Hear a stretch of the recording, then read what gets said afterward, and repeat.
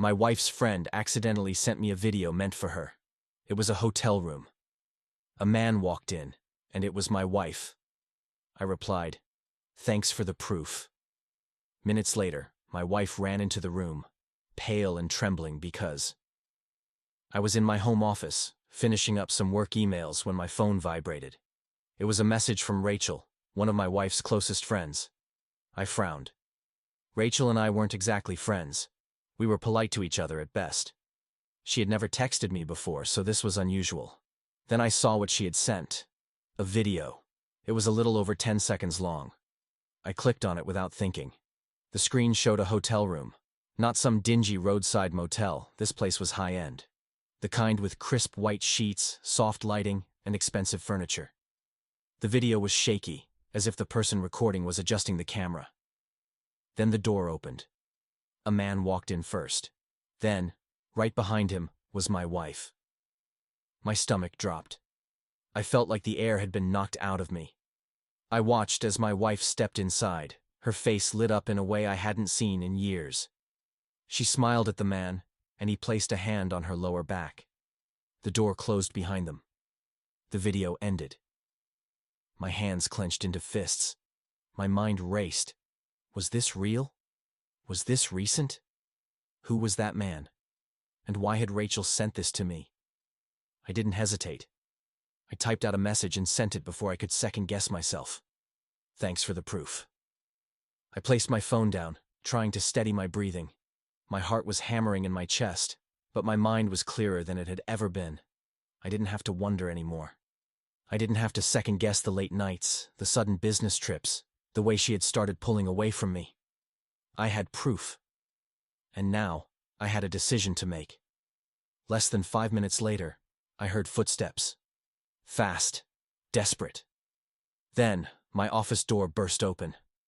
My wife, Sophia, stood there, eyes wide, her face pale. She was gripping her phone in one hand so tightly her knuckles were white. "You!" she gasped.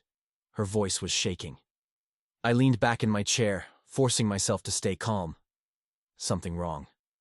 She swallowed hard. I need to explain. I tilted my head. Explain what? She hesitated. Her breath was uneven and I could see her mind racing. Then she took a step closer. Rachel sent you something by accident. You need to delete it. I stared at her. I could see the fear in her eyes, the way she was barely holding herself together. By accident? I repeated. She nodded frantically. Yes. Yes, she meant to send it to me, not you. It's nothing. It's a mistake. I let out a slow breath. Then, very calmly, I asked, "Why do you look like you just saw a ghost?" She flinched. For a second she didn't say anything. Then, almost too quickly, she said, "Because I was afraid you'd misunderstand." I stared at her. She was lying. I knew it. But I wanted to hear what else she would say. "Go on," I said. She licked her lips, shifting on her feet. It wasn't what it looked like. I nodded slowly. All right. Then what was it? She hesitated. It was just a business meeting. I almost laughed. A business meeting, I repeated, in a hotel room. She nodded quickly. Yes, that's all it was. He's a client. We were discussing a project in private, that's all. Nothing happened. I exhaled through my nose. She was scrambling. She was throwing out whatever excuse came to mind, hoping I'd buy it. I tapped my fingers against my desk, then said, "Then why did you rush in here the moment I texted Rachel?" Her breath hitched. I watched as she processed the fact that I wasn't believing a word she was saying. She opened her mouth, closed it, opened it again. Then she took a shaky step forward. I didn't want you to think the worst." I let out a short, humorless laugh. "I know the worst." Silence. For the first time, she didn't have a response. And that's when I knew she had no way out of this. I stood up. She took a step back. I grabbed my phone, held it up, and hit play. The video started again.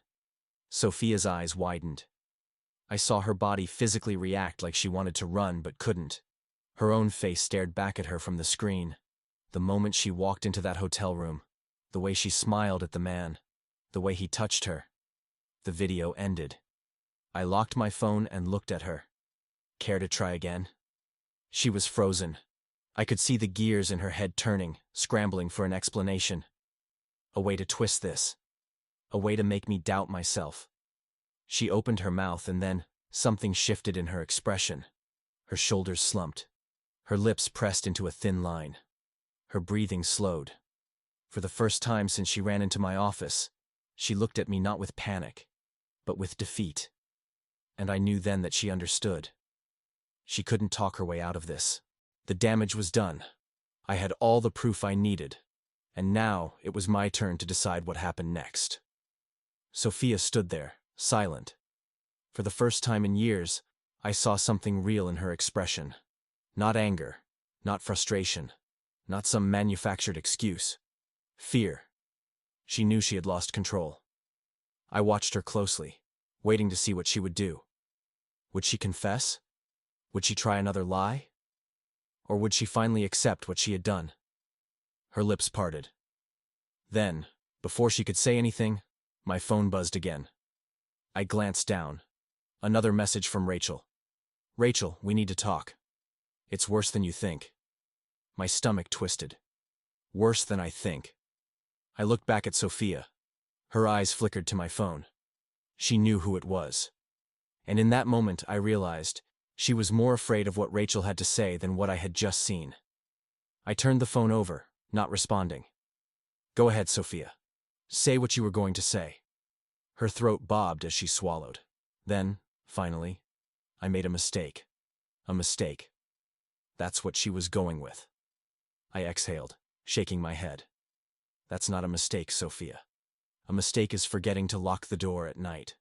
A mistake is missing an appointment. You don't just trip and fall into a hotel room with another man. Her eyes filled with tears. I never meant to hurt you. I clenched my jaw. I had spent years giving her the benefit of the doubt. Years believing that maybe I wasn't doing enough. Maybe the distance between us was just life getting in the way. But it wasn't. She had been lying, hiding. And now, she was trying to smooth it over with empty words. My phone buzzed again. "Rachel, call me. Please. You don't have the full story." My pulse quickened. If Rachel, the same woman who had covered for Sophia before, was saying there was more, then I needed to hear it. I looked at Sophia. "I have nothing more to say to you right now." Her face crumbled. "Wait." I didn't. I walked past her, phone in hand, and stepped outside to make the call. Rachel answered on the first ring. She didn't even say hello. "I need to tell you something before she does." Her voice was rushed, nervous. "I should have told you sooner, but I was trying to stay out of it." I sat on the porch steps, gripping the phone. "Tell me now." A deep breath on the other end. "Then, she's not just having an affair." Silence. I felt like my body went cold. "What do you mean?" I asked, my voice steady. "I mean she's been lying about a lot more than just this." I clenched my teeth. "Rachel, be direct with me." "She's been funneling money," she said. "From your accounts." My grip on the phone tightened. "What?" Rachel hesitated, then continued. "She's been pulling money from your joint account and shifting it around, some to personal accounts, some to other places." I shot to my feet. What other places? More silence. Then her voice dropped. "To him." My head spun. Not only had Sophia been cheating, she had been financially supporting this guy. I didn't even realize I had started pacing. My mind raced back to all the times she had insisted on handling our finances. I trusted her with it. She always made it seem like she was just better at organizing things. All the while, she had been bleeding me dry. I took a sharp breath. "How do you know this?" "I saw the bank transfers," Rachel admitted. She was careless. Left it open on her laptop once when she was showing me something else. I wasn't going to say anything, but after what happened today, I couldn't stay quiet. I closed my eyes, forcing myself to stay calm. I needed proof. If what Rachel was saying was true, then this was no longer just a broken marriage. This was fraud.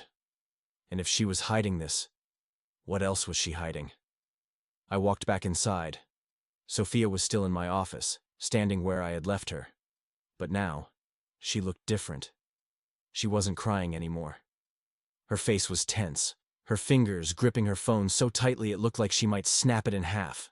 She had been texting someone. I shut the door behind me. "Who are you talking to?"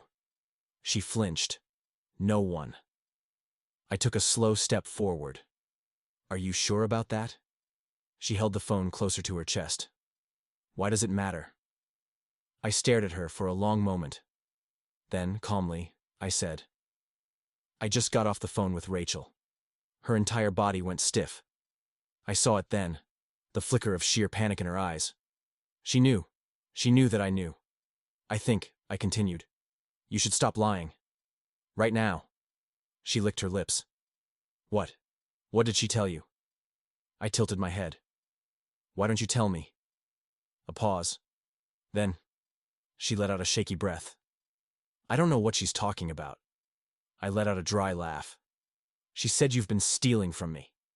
Her mouth opened, closed, opened again. Then, instead of denying it, she tried something else. She scoffed. "Oh, come on. Don't be dramatic." I felt my jaw tighten. "Don't be dramatic." That's what she thought of this. That's what she thought of draining my accounts, of lying to me, of cheating on me. I took a step closer. "How much?" She looked away. "It's not. How much did you steal from me, Sophia?" I asked again, my voice sharp. She bit her lip. Her hands trembled around her phone. Then, in a voice so small I almost didn't hear it, "Almost 60,000. I exhaled sharply. My hands curled into fists at my sides. $60,000. Gone. Not for our home. Not for anything we built together. For him. For her affair. For their secret life behind my back. She lifted her chin, trying to regain control. "It's not what you think." I was going to. I cut her off. "Stop. Just stop." She fell silent. For the first time, I wasn't just angry. I wasn't just betrayed. I was disgusted. And I wasn't going to let her get away with this. She must have seen it in my face. Because for the first time since this all started, she looked truly afraid. And she should be. I stood there, gripping the back of my chair, my mind running through everything I had just learned. Sophia wasn't just a cheater. She wasn't just a liar. She was a thief. And she had used me, my trust, my money, my patience, to fund her affair. For what? A man who saw her as nothing more than a secret. A distraction. I inhaled deeply, forcing myself to stay calm. Anger wouldn't get me what I wanted. I needed to think. I needed to act. Sophia watched me carefully, realizing I wasn't yelling. I wasn't throwing things. I wasn't even asking her why. That scared her more than anything. "What? What are you going to do?" she whispered. I didn't answer.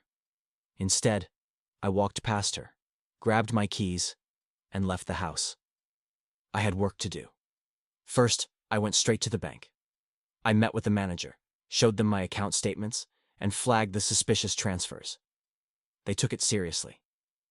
60,000 doesn't just disappear without questions. I requested copies of every transfer Sophia had made in the past 2 years. The manager assured me they'd begin an internal review. Step 1. Complete. Next, I went to my lawyer, Daniel. I laid out everything. The affair, the financial betrayal, the proof I had. Daniel's face darkened as he listened. "She could be facing criminal charges for this," he said after reviewing the documents. Good. I wanted her to feel real consequences. Not just a divorce. Not just me walking away. I wanted her to pay for what she did. "Can we freeze her personal accounts?" I asked. Daniel nodded. "With this evidence?" "Absolutely." Step 2. Complete. Finally, I reached out to Rachel again. I needed one more piece of information. Rachel and I met at a coffee shop. She looked exhausted, like this whole mess had been weighing on her for far too long. "I need his name," I said the moment she sat down. Rachel exhaled. I figured you'd ask. She pulled out her phone and showed me a picture. The man from the hotel room, Mark Reynolds. And just as I suspected, he was Sophia's boss, a married man, with 2 kids. I leaned back in my chair. Does his wife know? Rachel shook her head. Not yet. Step 3. About to be complete. The next morning, I put everything in motion. I met with Daniel again and filed for divorce on the grounds of infidelity and financial misconduct. Because of her actions, Sophia wouldn't get a cent from me. Not in assets, not in alimony, not in anything. Her accounts were frozen that afternoon. When she tried to access them, she found out the hard way. That was when she called me. What did you do? She screamed over the phone. I kept my voice calm. I did what you forced me to do, Sophia. She sobbed. I can fix this. We can talk about this. I almost laughed. You stole $60,000 from me. There is no we anymore. Then I hung up. But I wasn't done. I found Mark Reynolds' wife's contact information and sent her everything, the video, the bank transfers, the messages Rachel had saved. Everything. Less than an hour later, Mark was exposed. His wife filed for divorce immediately. His company launched an internal investigation. By the end of the day, Mark was fired. And Sophia. She lost her job too. HR didn't tolerate relationships between executives and employees, especially not when money was involved.